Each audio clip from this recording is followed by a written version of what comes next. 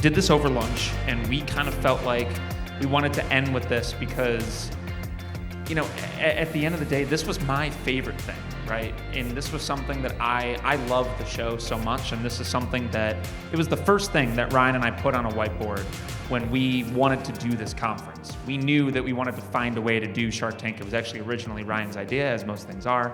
And I, of course, always am the person that says, I don't think this is gonna work. And I'm always the no guy. We had a lot of talk versus the yes versus the no guy. I'm the no guy, he's the yes guy, all the time. Surprise, surprise. But we figured out a way to do this, and we love the idea of Next Gen. There's many people, Devin and Morgan, who spoke this morning, were finalists at Next Gen of the IFA. And we wanted to find a way to make this our own Next Gen. And so when we did Shark Tank, we wanted to be able to find really amazing young investors that have actually been through the process and are doing so as well. And so they're gonna be able to ask some really awesome questions. So the order that we're gonna go at today is that we're gonna have 10 minutes for every person who made it to the final round. And congratulations again. Can we get another round of applause for the people who made it through the round? Amazing. So to review, Tapster, Tiger Adjusters, and Musicology made it to the final round here. So in order, we are actually, I lied to you earlier, Kay.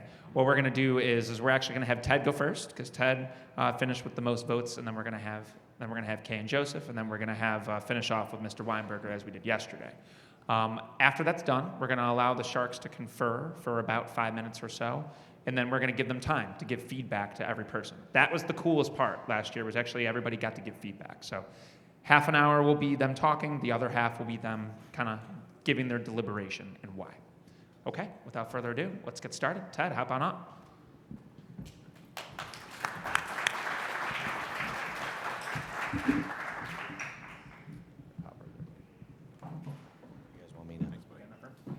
I don't know. Like walking the plank. So sorry. Yeah. Can I scoot it? Yes. Scoot it. Yes, that please do. Yeah, that's my bad. All right, go ahead. Hi, I'm Ken Parsons. I'm the Hello, everybody. I'm Ken Parsons, co-founder with my brother Ryan Parsons, and we are the brothers that just do gutters. Love it. Aaron Harper, Rolling Suds. Edward Logan, Sport Clips Haircuts. I'm Caroline Stevens, an investor with MPK Equity Partners. Awesome. Well, I'll get started. Great presentation yesterday. Thank you, We enjoyed it. Thank I you, Chef. enjoyed it. Thank you, Chef. So the some of the questions I have for you, and I think we probably have some overlap here, but I'll just get us started. Talk to me about the licensing requirements around being an adjuster and how you guys would solve for that for franchisees. Sure. So I think it's an important distinction to draw a delineation between what folks kind of traditionally know as an independent insurance adjuster or a staff adjuster that works for the insurance carrier versus a public adjuster with sort of a subset license. It's regulated at the state level. Part of the challenge in the space is actually testing for the license, right? So the test itself is actually not insurmountable. It's not super difficult. Our folks in the field have found, success passing the test on the first or second go around. I think that the biggest challenge in the space is that there's not a lot of comprehensive training that's readily available. And so how we're solving for that is we're actually not training folks to the test, right? Prior to them going through our training program, they're going to need to obtain their license and go through some of the existing training available on the market that teaches toward the test. We're kind of keeping hands off for liability purposes on that. Once they get licensed, they go through our training process to actually train them how to be an owner of a public adjusting business, because that's where we have no training in the space. How long is the process to get approved, and what is the level of rigorousness to get that? Can you repeat the last part of that? I'm sorry. How long does it take to get that license, and what are the chances they could get denied? Like what? Yeah. I'm just thinking from a scalability standpoint, adding adjusters, what that looks like. Yeah, it's a phenomenal question. I appreciate that. So you have to pass a background check, You have to pass a background check, right? So you have to go through a fingerprinting process. And I think that's actually to the consumer's benefit, right? It's intended to protect the consumer. But barring some sort of blemish, if you will, that would prevent you from getting, licensed. The actual obtaining of that license took me 72 hours. Now, it's also taken some of our guys, 2.5 weeks. It depends how much effort you're putting into the training modules. Insurance is not especially intuitive, and so part of the test for state licensing includes things like marine inland, insurance, right? So unless you're going on a barge on the other side of the world to adjust the loss of some sort of cargo, it's not known knowledge. I can go next. So perhaps to get into some of the numbers that might have been more boring to talk about yesterday, could you give us line of sight into the upfront investment in AUV that you're anticipating and seeing in your units? Yeah, so to answer the first part of your question, from an investment standpoint, I'd have to look at our FTD. I think we're somewhere in the range of all in at 65 to 85,000, including full franchise fee. We've structured this business with scalability in mind, so it's actually structured as a home-based franchise, and you have the option to get a physical office space, but there's no build-out or anything. So it's intentionally reducing barriers to the space for someone to come in and open up a unit. And we believe that will also assist in the sort of ramp up to be able to go from sold units to open units. So we're pretty excited about that. Does that include a vehicle? Say again? Does that include a vehicle? They certainly need a vehicle, but we don't require them to wrap a vehicle. We do require the vehicle to be, I believe, no older than 5 years old, right? Just for kind of general aesthetics and reliability. And in terms of AUV, I think what we want to do is we want to stay away from the best case scenario on an individual unit basis, right? And it's really hard to kind of size that up in our space because we've signed a claim, at the corporate level not too long ago that was a marijuana grow facility, and the fee on that one claim is going to be $600,000. But I think on an average basis, we're probably looking somewhere in the range of, 400 to 600,000 at an AUV level. What % of those claims go to the franchisee? What % of The savings that they provide the customer on the public adjusting, right? Like, how does the economics work for the franchisee versus the customer? I'm sorry, I don't understand the question. I apologize. Maybe I'm not. Let me take another swipe at it. What's a typical bottom line for a franchisee?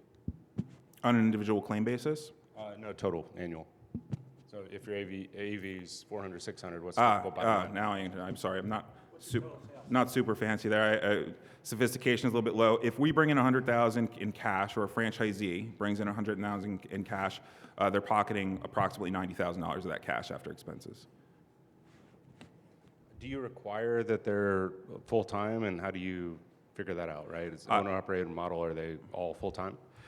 In an ideal world, I would love nothing but absolutely fully committed full-time franchisees.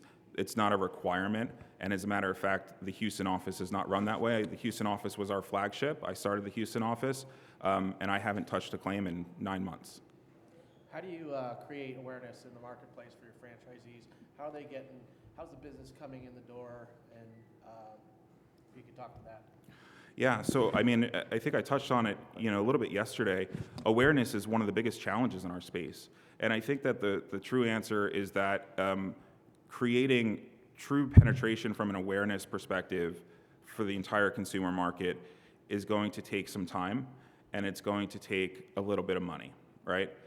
In the moment, and this is anecdotal, okay, but in the moment, something like 70 to 80% of our business is actually referral based. It comes in from prior clients. It comes in from contractor relationships, right? People that are kind of in the know that the insurance, that the PA space actually exists. But what we find is that when we get a consumer a win, because nobody knows, it's kind of a double-edged sword, right? Like, because we lack consumer awareness at sort of scale, when someone gets a win and they're in the know, they're like the first one to evangelize us because they want to tell their neighbor, hey, like, you're getting screwed by your insurance carrier. I almost got screwed 6 months ago, but I didn't, and here's why. Let me put you onto that. So creating that consumer awareness, I feel like if a franchisee were to go into a market, they almost need probably a full-time salesperson or something that can go out and develop those relationships, or is the franchisee doing the adjusting and also the selling and also the management of the back-end claims? Like, and how do you see that affecting scale? Yeah, so I think that when we talk about quote unquote selling, which we call soliciting in our space, but it's just a nomenclature thing, you know, I don't know outside of, so we have, if you can think sort of top of funnel, right? You know, obviously there's a number of different inputs. By and large, when you have an existing business, it kind of grows from there. What we do is we kind of seed that, so, or at least what we've done up to this point, is kind of seed that market a little bit. So when you have an event like a hailstorm, right, and you have a presence in that space, because we have our proprietary demand generation platform, and there's similar competitive products in the space. I mean, we're not like the first to market over there. But what we're able to do is we're able to say, hey, here's everybody that's been impacted, you know, by an event, and they're likely to have damage to their home, right? You can reach out to them, right? When you kind of seed that market and you get that first dozen or so, it truly, if you were to go through the attribution, almost grows exponentially. And then on the flip side of that, when you're developing the contractor relationships, those are coming in passively over time. So to answer your question, when you open up in a space, you know, we're deploying a certain marketing budget that comes, you know, as soon as they enter into training, we're deploying a certain amount of capital on marketing, you know, through direct marketing means and PPC. We're reaching out, if there's been a storm recently in there, we're reaching out, developing relationships with contractors ahead of time, trying to set them, that franchisee up, you know, sort of for the quickest amount to, or the quickest timeline to profitability as possible. Can you tell me more about the technology and how that's managed? Sure, the technology and the claims processing portion of the business, or just? Yeah, really all of it, right? Like technology has to be a huge part of this, and how much of that's in-house, how much of that's outsourced, is any of it proprietary? Yeah, so on the SaaS product is Claim Machine, and that's the name of it. It's really a geographic information systems based application. It's built on Mapbox. It's got a number of backend APIs, and it's you know, built on an AWS, you know, total backend. And really what it's doing is it's cross-referencing severe weather events, right? And it's taking those weather swaths, if you will, and cross-referencing against baseline property data sets and saying, hey, here's everybody that's been impacted by a given weather event that meets a minimum severity criteria. Click a button, get a CSV with their names, addresses, and phone numbers, right? And then you can feed that into whether you're going to reach out and you're going to upload as a custom audience into social media, or you're going to do some outbound calling, you're going to do some direct mail, you know, then you're kind of going back in, you're taking that data and putting it to a more traditional marketing efforts. In the claims processing side, I won't share with you the provider, and only because that's, you know, we're keeping that kind of close to the chest. But what I will tell you is that we have a third-party provider and deep customizations that's been specific to the claims process. So we took the claims process from sort of soup to nuts, and we said, hey, where can we incorporate innovations and efficiencies where it's like practical, right? Because there's like there are breaks in the process that you can't replicate for, you know, in an automated way at this point. And so we deployed automations and sort of innovations throughout that process. We've aggregated all claims data and communications, importantly, with the insurance carriers and with consumers on that claim in a single location. And then we've integrated, integrated third-party AI into that process to be able to help and assist, you know, someone that's coming on as a franchisee and just got licensed as a public adjuster. You're not going to have all the nuanced knowledge of how to process that claim and interpret that policy. Insurance policies just logically often have conflicts and you know, are convoluted. And so AI is actually really efficient at helping with the logic, right? You know, sort of synthesizing what the heck is this document saying, and then doing that within the context of the claim. Ted, thank you so much. All right, thanks guys, appreciate it. Thank you.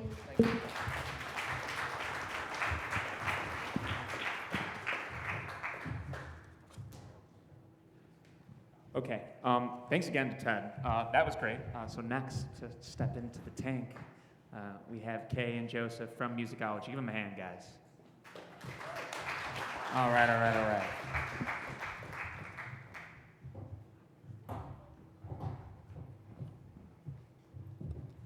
right, time to start now. Hello. Hey, Good. I can start. Maybe we just hit a couple of the unit economic points that we talked about with Ted. Would you mind talking us through your upfront investment and unit economic profile? Yeah, for sure. So upfront investment is between 216 and 301K. AUV is 551, and the bottom line, $551,000, and the bottom line is $113,000. Great. And you anticipate, remind me how many franchisees you have? One. One. Okay, great. 2 units. In 2 units. Okay. Thanks. But we have 6 corporate locations. Perfect. And expanding to 2 more, right? So you'll have 8 total. Correct. 8 Yep. total. By August, we'll have 8. What is the difference between you and the competitors that are in your space? We would love to answer that question. There's kind of 2 categories of competitors. There's our national competitors. There's our School of Rock, Bach to Rock, and Music and arts. Music and Arts. Basically, that's it in the space in terms of national competitors. They are all really specific niches, rock music. We do all music, all ages, all abilities, all genres. You want to learn jazz guitar, you want to learn to finger tap like Eddie Van Halen, we got you. It's all those things. Plus, our price point is lower than those kind of bigger national competitors that have big programs that you're doing. We are traditional private lessons. And so we actually find that our competitors are really, on a practical basis, they're the mom and pop places in each market. There's, 1 or 2 people teaching piano in their living room. And there's a couple people who have sort of studios that they've sort of, pulled together their friends and are teaching there. So it's a more mom and pop kind of one-to-one thing. Quick follow-on question to Yeah. that. Do you guys have a brick and mortar location or is it mobile? All brick and mortar. Yep. So what is the output per teacher is my first question. And with all of the different service lines that you guys offer, how do you control quality and training to find all of the employees that can teach a 3-year-old piano and also teach a 10-year-old how to play the bongo and all of the things that you how do you bongo. Yeah, I'm just throwing out instruments. I don't even know if that's a real instrument. I'm from but- Austin. That's like a Matthew McConaughey All reference. right, cool. So how do you scale that?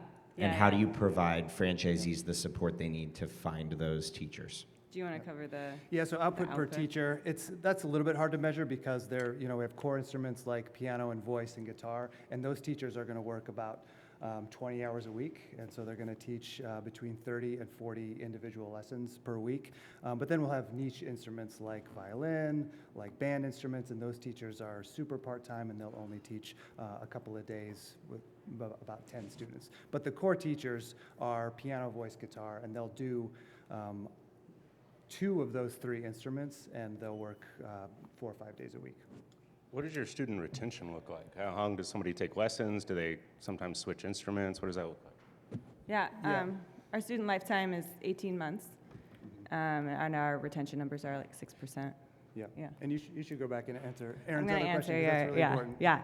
So there's so many levels to unpack there. So first of all, how do we help franchisees find teachers? First of all, there's a billion teachers out there. We literally have had 700 applications in the past year for teacher positions. So they're out there. So the biggest question is, how do you find people who match philosophically? And also, how do you vet them and make sure that they're good musicians? So we have a list of our interview questions. We have red flags. We have things that you're looking for to make sure that that is a good philosophical teacher. So we have provide a ton of resources in terms of that. Plus, just like job templates, postings, things like that. But we vet the musical abilities of those teachers. So once a franchisee says, yes, this teacher is awesome, they totally vibe with us, they send us a video and we let them know what ages and abilities. The teacher is going to say, this is the ages and abilities, and we verify. Can you you speak a little bit more to that with the liability side of it, of hiring teachers that are going to be working with kids? Yeah. Is there a system that you have in place for vetting them in that way? Sure. Well, I mean, it's important. We have cameras in every room. We have windows in every door. Our studios. Background checks, of course. Background on checks. everybody. Yeah. Our studios are not actually like incredibly soundproof. You know, kids playing like one note on a piano, that's not incredibly loud. So you can hear everything that's going on in those lesson rooms. So it's not, you know, like cordoned off and, you know, yeah. How do you help franchisees find their customers? There's 3 buckets. One is SEO, and we take care of that at the corporate level. So that includes our website that is SEO optimized for search terms like piano lessons near me, piano lessons in X town, whatever that town is for a franchisee. Google My Business, we use Moz to update all the online listings, and again, all that's taken care of for the franchisee. They don't manage that at all. The second thing is PPC and meta ads. We handle all of that as well. So a franchisee just tells us what their budget is, how many leads do they want to bring in. We say, okay, this is about what you're going to need to spend, and then we put that into PPC and meta ads, and we have all of our ads that we've been running for the last year that are proven and that we know kind of what to expect on a cost per lead basis. And then the third thing is on-the-ground marketing. And so we have lots of playbooks that we've built, B2B marketing, PR, and all of that. And we use Tuttle Strauss for all of our marketing materials. It's all in there, so a franchisee can go in there and print off anything that they need to go into a school and deposit flyers. And yeah, there's a lot of marketing that needs to happen, and we provide support all the way down the line. I mean, that's sort of the 2 things that we do is find teachers and find students. Those are the 2 core things. Do you have a good read on your cost of acquisition since you're so digital? Yeah, so it depends on exactly where, but on digital ads, it's about $30 per lead, which turns into about $90 per customer. And what's the lifetime value of your average customer? $3,000. How does your revenue break down between private lesson and class format? It's almost entirely private lessons, about 85% private lessons. And then we have 2 group classes, our Accelerated Piano Lab, which is 4 or 5 kids on digital pianos, and then our Rock Stars program. What's the average price per hour? Yeah, so we do, it's membership based, it's per month, so our price in Ohio is $168 per month, which works out to be about $82 an hour for a lesson. And we, on average, we're paying our teachers about $35 an hour. Great. Let me talk a little bit about like teacher training and our curriculum, because I think that was another sort of hidden part to your question a long time ago. So first of all, like you don't have to be licensed or anything to be a teacher. You can just raise your hand. Any guy down the street can say, I teach guitar now, like, come sign up with me. It means that parents don't really know where to find teachers and how to know what makes a really good one. We've been in this business for 10 years. We know what teachers are really great, and we know what makes them great. And so we have a teacher certification that points that out to parents. We've splashed it on every teacher's bio on our website. And we know what common places teachers have sort of like holes in their learning. When you go to college and you study to be a musician, they don't teach you how to teach a 5-year-old how to play the piano. So we have training for that. We have specific training that all of our teachers go through to sort of adjust all of those things and help them know how to teach our clients. It seems like this would lend itself really well to like teacher referrals or school referrals. Mm-hmm. Is it even legal? Is it legal to like pay schools for referrals? Well, that's a great question. I have no idea. So public schools in particular are really reluctant to let us in and sell music lessons. Those relationships have to be built really one at a time, and it's on a per school basis. So yes, there's a ton of opportunity for referrals there, but they're systematizing that and scaling that other than just building the system to go into a school and develop that relationship. That's what we've done, and we'd love to systematize that further and develop an affiliate program or referral program, but it really has to be done on a school by school basis. Honestly, we get enough. There's people searching for this every every market we go into. We don't have to educate the market, you know. Everyone's Googling, how do I find piano lessons? How do I start my kids in toddler classes? So we just really haven't had to do that. What do you believe are your biggest drivers of growth for the next year? I think, you know, we're a baby franchisor, and so we need to figure out what the Fran Dev process is going to look like for us. And then our next hire is going to be a franchise business advisor, so that we can support, you know, we have our one franchisee, and we're supporting them, but going through those next steps. And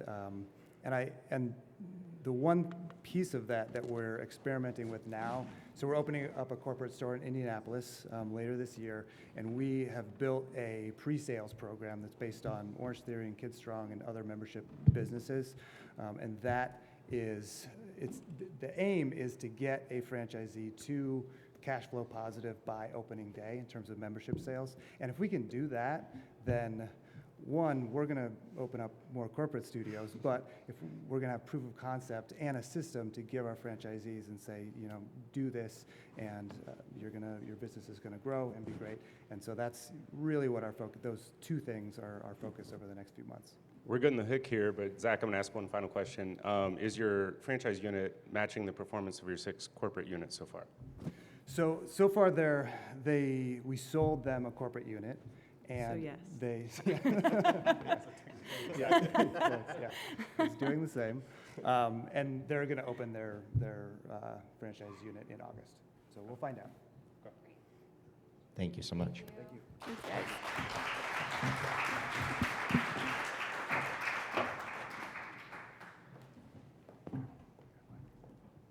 Okay, we have one more person. The best for last, bringing the party to kind of close out here. We got Mr. Mike Weinberger from Tapster. Mike, take it away. Still tired from last night, so let's just take it easy here. Let's, Drink too much at Tapsters. yeah, exactly. So I have a question for you. When it comes to drinking, how do you protect yourself from the liabilities of people coming in and just drinking their faces off? How do you monitor that? Yeah, no, that's a great question. So our system is it's credit card based, right? So the system you kind of saw yesterday, you tap it, it taps out. So after, I believe we're at like 26 ounces or 30 ounces now, depends on the city. You have to check in with the person at the bar, meaning the check-in person, to then re-up. Because normally at a bar, when you're serving, you can go, oh, that dude's faded. No, she's done. Go home. This system, you have to actually manually check in, which I find to be better than a typical bar or the usual bar. What do you find draws people to come to Tapster? If there's no food, does each franchisee have their own vibe that they create? What is it other than kind of the alcohol that draws them to come there? Yeah, it's a good question. Regionally, it's different. So we're in Seattle. We have our second location opening there. Philly, Cleveland, obviously here. There are totally different people, totally different vibes. The West Coast versus East Coast. For the main part, it's the beer, right? So we specialize with local beers. We bring in beers that people want from that region, and then beers they can't get otherwise. So you'll have like the national program and 70% kind of flow across the bigger ones, and then 25% of, hey, this is something that's only here in the community, really hard to get, and we bring that in. So I call that like almost like acquisition. And then the retention piece is, it's a vibe like none else. Each one is different. Each bar has a different color scheme. So like Bellevue is yellow, here is green. I wore my green today for Chicago. And it's kind of catering the audience. In Cleveland, huge sports town, there's like the focus on the game days, right? Here in Chicago, obviously sports town, but people are dying on trivia. Seattle, huge trivia market. So we're trying to cater to the audience, and we really spend a lot of time, because we don't have to work the bar as much, talking to the people, our guests, and they're like, what do you want to see? And then we can add those in. We did a Valentine's Day in Cleveland. So instead of going to a bar, we rent them out and do parties like that. And what do you do to determine what that vibe needs to be before the franchisee opens so that they can have customers and know who to market to? Yeah, we spend a lot of time in the market, so I think a lot of that is, it's franchisee, like who are they? We're about people, community, and beer. Those are our three tenets. If you don't love all three, go somewhere else. You can go to the competition. So if we start there, then you go to location, right? That's everything. What's the neighborhood? What's the demographic? Is it community-based, or someone's going to bring their kids in? We had stroller parking here in Chicago versus Philly. You're not going to park your stroller there. It's in the middle of the city. It's a working crowd. And then we determine that. We spend a lot of time. That's what Roman's really good at. He's really good at the people. He sounds crazy, but he wallpapers every bar himself. He picks special wallpaper for each one. Seattle has Bigfoot, right? I don't know if you saw the video yesterday of the guy of the toilet at the Cowboys in Philly, so you could go to the bathroom on the Cowboys. So we really spend. That's his specialty. But that's what we do. What does like return on cash look like? What does ramp up look like? How long does it take to get to operational break even? Yeah, I think it really depends on market. So $400,000 to $1 million is your startup cost, right? And it's like, wow, that's huge. It's a huge variable, but it all depends on location. Our bars can be 2,500 square feet. They can be 5,000 square feet. Tenant allowance dollars can vary from vanilla shell to gray shell. So you start at the top, and then liquor licenses. Seattle was $600. Philadelphia is $200,000. So you can see the huge flow there. But we're pretty usually 90 days to break even. Takes a minute to open the doors. We go soft. We don't do a soft opening and a grand opening. We just open, and then we make changes. We adjust our taps. We adjust how we do our marketing from either an SEO, tying out with local restaurants. We try and tie it with like farmers markets, art festivals, and kind of just announce our presence. We've got a pretty good PR firm that helps us, take care of letting people know we're in the market. But we usually say 90 days to 6 months, and in franchising we never make promises, but that's what we've seen across the cities. Sorry, what is that unit level margin? Just Say what's the that? unit level margin. So Like the bottom? yeah, like Yeah. top to bottom. $1 million AUVs is what we shoot for. We're right about there. And then 20% again at the bottom. So I guess to your point, if you put in $1 million and you're at 20, it's a 5-year ROI. I believe it to be 24 to 36 months on an ROI on your initial investment. I don't like the people to put in $1 million cost. Over $1 million is pretty heavy. You're not going to probably pull that back for a 5-year term. So we're shooting for 36 months.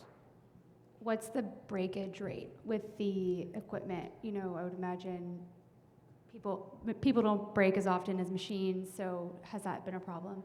It hasn't. Now I'm like, shit, I gotta go check on it. So it's super tech heavy, right? So it's more like, oh, the internet's out.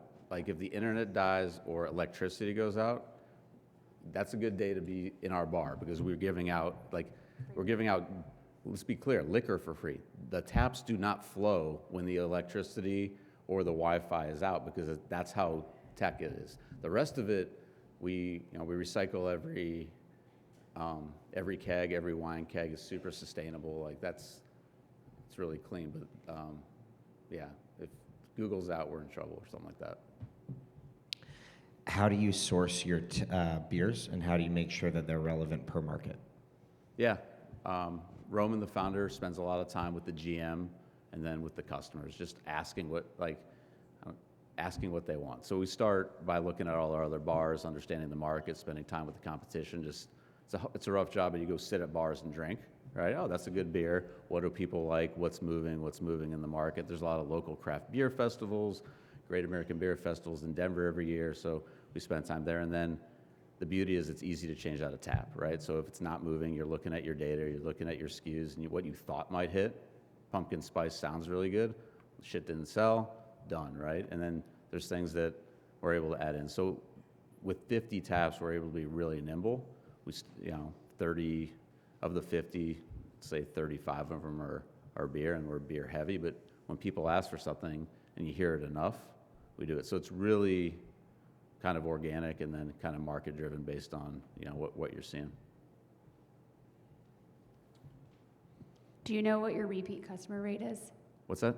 Do you know what your repeat customer rate is? Like how frequently people come back? Yeah, we say it's like 1.5 to 2, which sounds weird. That's a half, right? But our trivia people come religiously for trivia. So every Tuesday night, it's trivia night. They bring in their charcuterie boards. They come in, you see that same crew. The Wednesday night crew is different, and then the weekends are variables, right? Weekends are our busiest times. We open at noon, we roll to about 2 a.m., and that's where it's like people just checking it out. Like that's what I see the newbies, and it's the busiest, so we're staffed a little heavier and whatnot. But during the week, it's really we shoot for the regulars, and like it's weird, but depending on weather, patios are open. People are a lot happier to come out and grab a quick beer, or weather's really shitty. It sounds weird. It's like, what are we gonna do? Let's go. You know, Chicago's rough in the winter. You go sit at the bar, right? You mentioned trivia a lot. Is there other verticals that you see that could be potential? Like, would you have a pool table in there? Would you have darts? Would you have karaoke night? Is there anything else? We haven't gone karaoke. We try not to be like too much of anything, if that makes sense. So like when you go to a karaoke bar, it takes it over. Trivia is kind of a little more chill. We have the foosball tables. We got shuffleboard, or the air shuffleboard ones. We do darts. Depends on, again, the city, where you're at, and what the people are asking for. And then as far as like, call it futuristic, we have taps. So you know, as you open, you can start pulling coffees, you start doing other things, start looking at day parts as we expand. Because I don't believe us to be a bar. I believe us to be a destination. People are like, what's your competition? It's not Hopin, it's not Tapville, we're Starbucks. We're a third place, and that's where we're working on creating. We're definitely not there yet, we're early on, but we want to be where people want to go and just do what they want to do. If they want to pop their laptops and work, they want to see friends, we just happen to have alcohol, CBD, wine, whatever you want, right? Is anything about your technology proprietary and owned by you? No, good question. We use Pour My Beer, actually a Chicago-based company. They're in a couple thousand locations around the country, and a lot of our competition uses it too. Awesome. Thank you. Thank you. Appreciate it.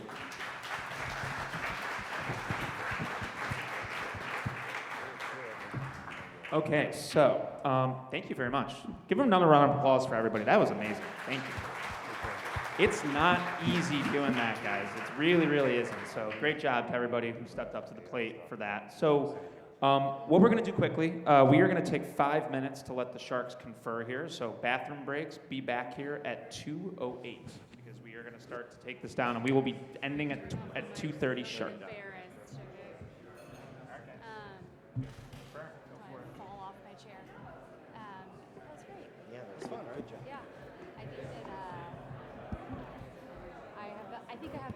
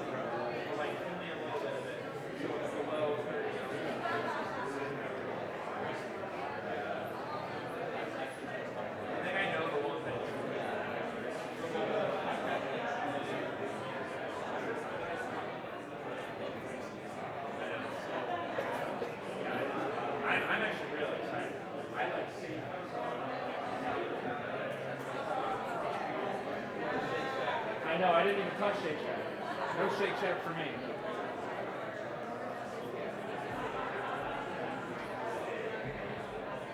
You guys gonna need more time.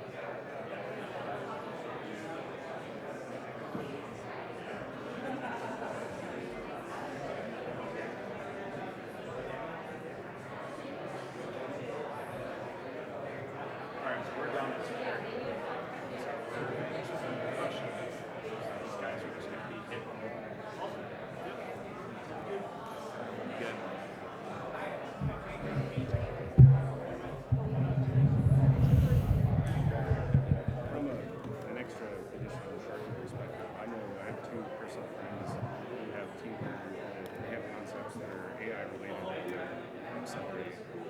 Like for example, like an AI satellite system that automates like moving estimates and stuff like that. Yeah. So like from a Shark perspective, is if you can apply, I was so interested in this technology when it happened. That's also easy to implement. I have my two people of technology people there on top of that. So crazy. Yeah, they have stuff like Hover and Eagle View and stuff where you can look at roofs and be able to come up with square footage and pricing and estimate. Yeah, I've actually had that happen too. When I lived in Texas, I had a roofing company come to me and said, "Hey, we're gonna that help me." Okay, what does that mean? How much does it cost? That doesn't cost you anything. And then they go and they fight against You good? your insurance company. And really they get the public contractor and adjuster and they it's get. arguing, yeah. I had a all the guys over. Yeah. No, we should talk about that. This is way too short for me, my God. This is way too short for me, my God. All right, everybody, we are going to bring it back. Wow, that was startlingly loud. Sorry about that. Folks, we're going to bring it back down to the front here. If you want to just take your seats, we are going to get some deliberation, and we're going to find out who wins. So folks in the back, if you guys do want to sit, there are plenty of seats up here. So there's probably a couple of, I should probably tell you what these people get if they win. That's probably pretty important, right? So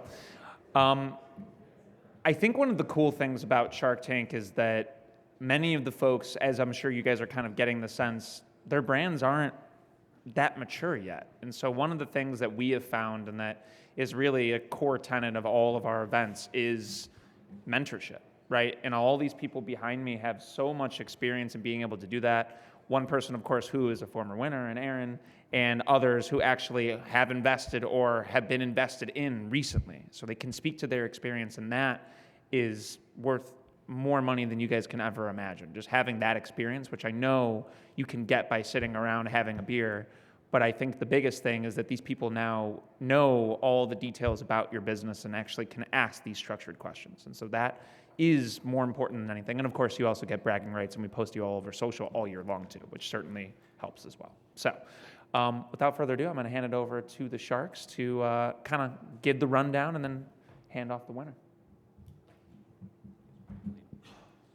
All right, so the way we're going to do this is we're going to go down each of you guys and give you guys our honest feedback that you could do key takeaways on. So we'll go in the order that you guys presented. So for Tiger Adjusters, we think that there is an opportunity for you to come up with trainings and ways to create more consumer demand. Whether that's through a salesperson or helping someone develop referral partnerships, but creating that consumer awareness is going to be crucial for you guys for scale. I also think what I didn't necessarily hear was helping that owner and operator come out, and there is obviously a ton of margin in the 90% there to add some infrastructure in that helps franchisees do that while still creating a really good business model. Yeah, and I might just quickly add there that consumer spending money online to create consumer awareness is really expensive. So if you can come up with ways to do that without doing it digitally, you'll be better off. I also would add, being that we're in a business of mobile trucks, having owners that have wrapped vehicles will definitely help create that awareness.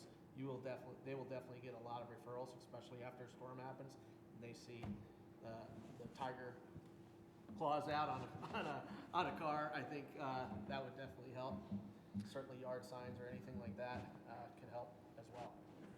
That's, if I was to be an investor, probably one of the first things I would do is hire kind of a marketing agency to come up with that whole brand. Hire? Oh.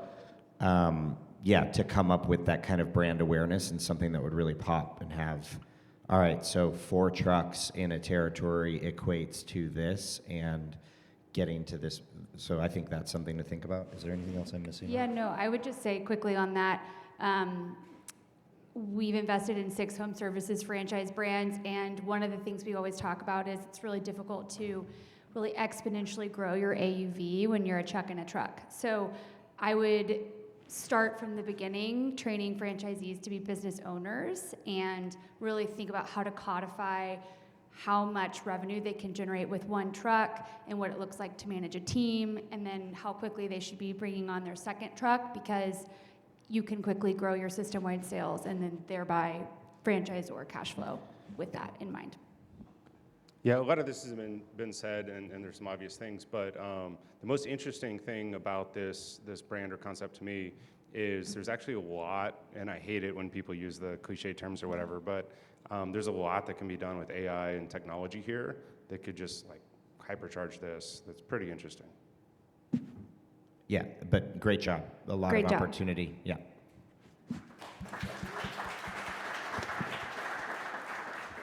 I can start on musicology. I love your energy. It's so fun to have people so passionate about the space, leading a brand. I think it will really benefit you through franchise development.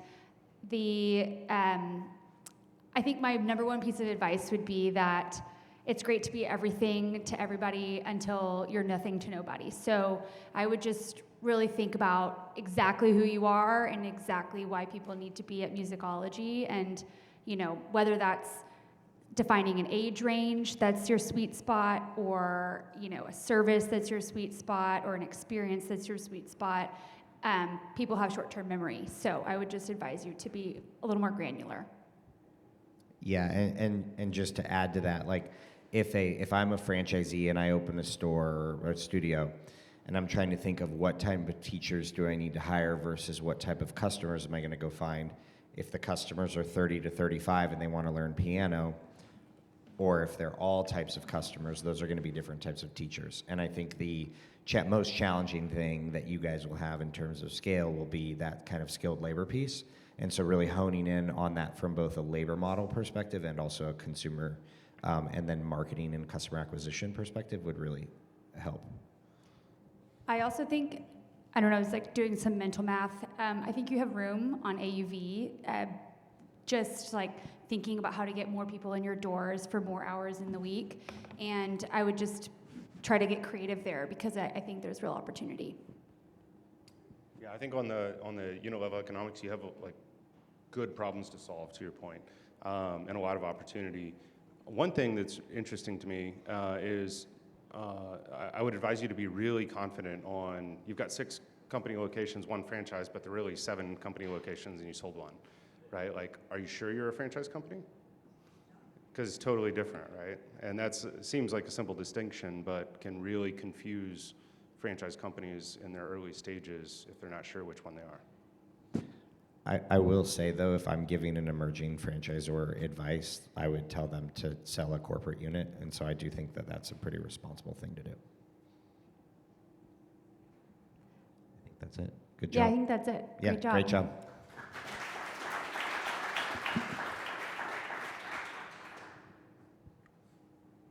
Want me to go? Sure. All right, I'll go. So great job. I think one of the biggest challenges that you'll have is creating consistency in customer experience. And, to be kind of the Starbucks of tap beer, you would want the consumer to be able to go into any market across the country and experience the same thing. And so from a scalability standpoint, if the Seattle location looks one way versus the Philly location versus the Chicago location, it's really hard to, it's going to be really challenging to maintain brand awareness across the entire country, which obviously that's part of the reason that franchising works, is because you can go here and get the same thing. And then really kind of defining what it is that is bringing your consumer to the space. When you think about the market size, if it's just beer aficionados, that's a smaller market than people who want to go and have this experience that they're going to step into that they could have anywhere else. And so I think that that's something that might prevent scale. I do see where you're coming from in terms of like creating that community space that people can go to, but I'm thinking about this from like how do we get 300 or 400 or 500 locations on the road? Yeah, I would just say, given you don't own the technology, given other people can put these into their locations, I would think about what defines you beyond that technology, and you don't own the beer. So, I think you probably have those things, but it'd be important in like brand positioning to identify with more than just the people that show up at the beer and the technology. Maybe it's a combination of those, but maybe it's the graffiti on the wall. I don't know. It could be the swings. Like I saw a lot of different unique aspects to your location that you could probably position yourself to really claim. I also think there's an opportunity to develop like national partnerships with craft beer that might have different, like just from a franchisor perspective, creating kind of a supply chain element that adds a different revenue stream above and beyond royalties. It just seems like there's a lot that goes into opening a location on the franchisor side with research and beer and finding things out. And obviously that presents challenges when you want to open multiple locations per month. Did I miss anything? Did we miss anything? Great job. Great job.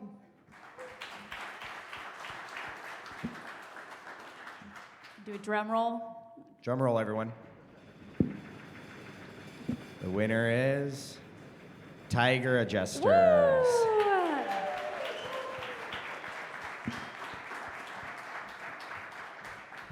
All right, folks. Well, that is what we have. So we're going to get a quick picture. So I'm going to have Ryan come up. So Ted, would you come on up and take a picture, if you wouldn't mind, with the Sharks?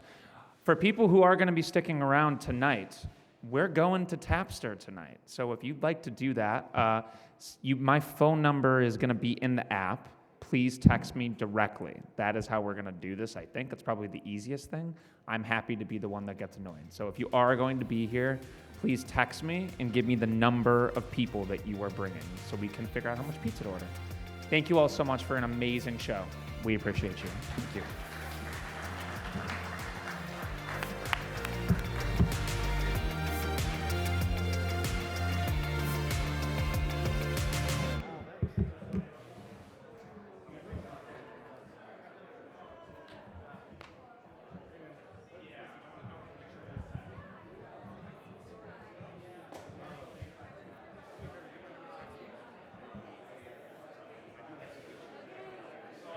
Oh, thanks, man. Appreciate it. Thanks so much, Eric. Appreciate it. Love to talk to you and have some time too. Okay, thanks so much. Thanks for the great job. Appreciate it.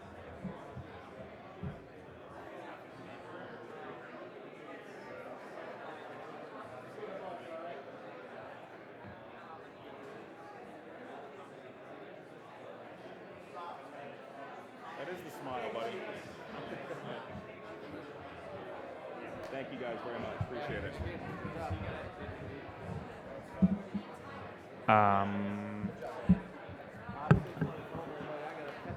Thank you guys very, very much. You guys did a phenomenal job.